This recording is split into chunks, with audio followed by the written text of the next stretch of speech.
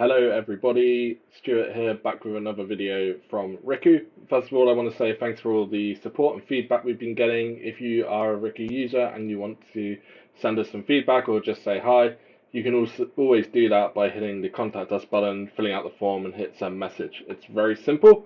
But today I have some exciting announcements to make with regards to new models on Riku, so let's see what we've got when we go to the playground. When we load up the playground, you will see at the top we can change between models, and we've added some at the bottom here. We've added open source and we've added language models here. But first of all, I want to go over the changes that we've made to the OpenAI models.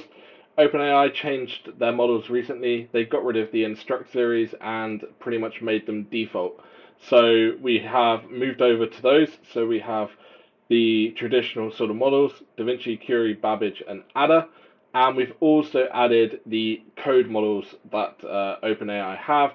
They've got Code Cushman and Code DaVinci. So you can use those, but there is one caveat for those. To use the code models, you need to be approved for the OpenAI private beta of those. You cannot simply just sign up and use them straight away. So we offer them there, but if you haven't been approved, you won't be able to use them with your key. So that's worth bearing in mind. I'll put a link in this video so you can apply for access. They're generally quite quick. They just ask a few questions on a form, and once you do that, then they should review it in a couple of days, and you'll be able to access that. If you're interested in generating code with AI, it's definitely worth checking out. And after we've gone through that, we can look at the open source models. So we come to open source and we see what we have here.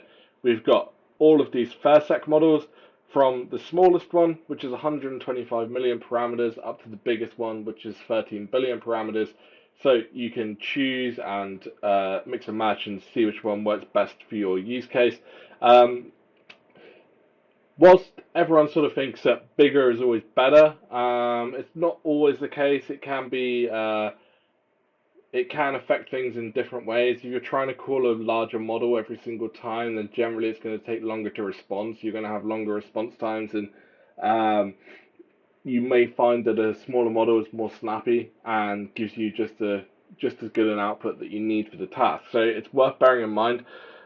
We've also got these GPT-Neo models.